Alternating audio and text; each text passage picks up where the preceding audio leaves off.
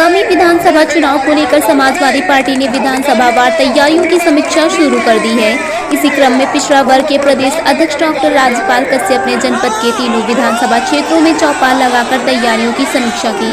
देखिए संत कबीर नगर से राहुल त्रिपाठी की खास रिपोर्ट। वीओ विधानसभा चुनाव 2022 को लेकर सभी राजनीतिक दलों द्वारा राजनीतिक सरगर्मियां तेज कर दी गई हैं। जहां एक तरफ सत्ताधारी दल द्वारा जन विश्वास रथ यात्रा निकाली जा रही है, वहीं समाजवादी पार्टी द्वारा प्रत्येक विधानसभा क्षेत्र में जातीय समीकरण को दुरुस्त करने के लिए सभी प्रकोष्ठों के प्रदेश अध्यक्षों द्वारा विधानसभा क्षेत्रों में पहुंचकर भावी प्रत्याशियों की तैयारियों का लेखा जोखा लिया जा रहा है। इसी क्रम में समाजवादी पार्टी के पिछड़ा वर्ग प्रकोष्ठ के प्रदेश अध्यक्ष डॉक्टर राजपाल कश्यप ने जनपद में पहुंचकर पिछड़ा वर्ग सम्मेलन के माध्यम से जहां मतदाताओं से पार्टी के समर्थन की अपील करते हुए कार्यकर्ताओं को अभी से चुनाव में ताकत झोंकने की बात कही, वहीं भावी प्रत्याशियों के चुनाव की तैयारियों का जायजा लिया। जनपद की तीनों विधानसभा क्षेत्रों में पिछड़ा वर्ग सम्मेलन का आयोजन किया गया, जहां पर महादावल विधानसभा क्षेत्र के तुलसीपुर बाग में सुरेंद्र मोहन निषाद द्वारा आयोजित चौपाल में पहुंचे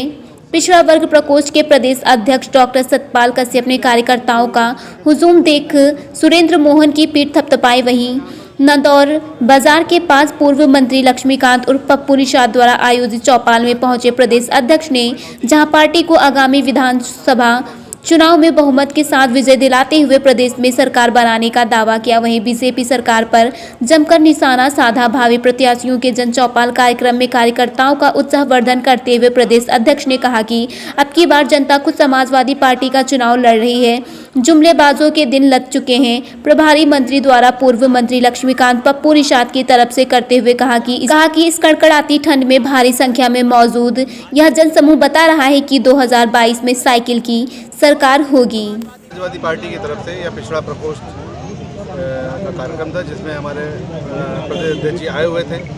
जिस तरीके से भाजपा सरकार में अति पिछड़े दलित समाज की अनदेखी हो रही है और उनके जान माल को खतरा है, उसको देखते हुए हमारे प्रदेश अध्यक्ष जी आए थे। उन्होंने सबको जोड़ने का ये देखा जाए कि ओमिक्रॉन का खतरा लगातार बढ़ता ही जा रहा है, ऐसे में ऐसी भीड़ तो भूखों मर रही है, तो उसके लिए बड़ा मुद्दा ये है कि हम भूखमरी से ना मरें। और रही बात ओमिक्रॉन की, तो बाबा जी की सरकार ने ऐसा कोई इंतजाम कर नहीं रखा है जिससे बचाया जा सके किसी प्रकार से किसी चीज़ को।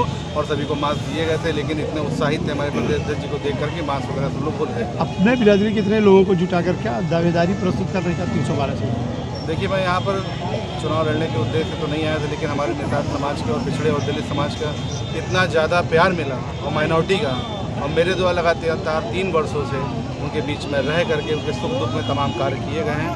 तो उनके स्नेह प्रेम की वजह से उन्होंने मुझसे कहा कि आप चुनाव लड़ने का निर्णय लीजिए, तो मैंने उसको इस निर्णय को स्वीकार किया। और मैं आपने देखा खलीलाबाद से लेकर मेहदावल तक जिस तरीके का जनसैलाब सड़कों पे है, जिस तरीके से माताएं बहनें भारी संख्या में इस भीड़ और इस जनता में जितना उत्साह है, निकल तो रही यात्रा उनकी भी, कोई आदमी दिखाई पड़ रहा आज ही निकल रही है, वो तो अंतिम यात्रा जैसी। और ये समाजवादी पार्टी की यात्रा और सम्मेलन है, भारी संख्या में लोग जुड़े हैं, क्योंकि बीजेपी के कुशासन से परेशान है।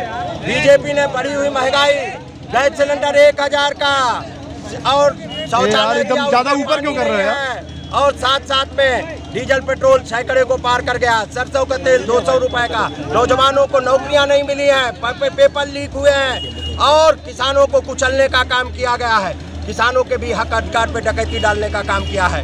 हम लोग निकले हैं और उत्तर प्रदेश में जंगल राज है, उत्तर प्रदेश में गुंडागर्दी बढ़ी है, इनके मंत्री गुंडे हैं, ये बीजेपी के नेता गुंडे हैं। और किसानों को मंच से कहा कि जो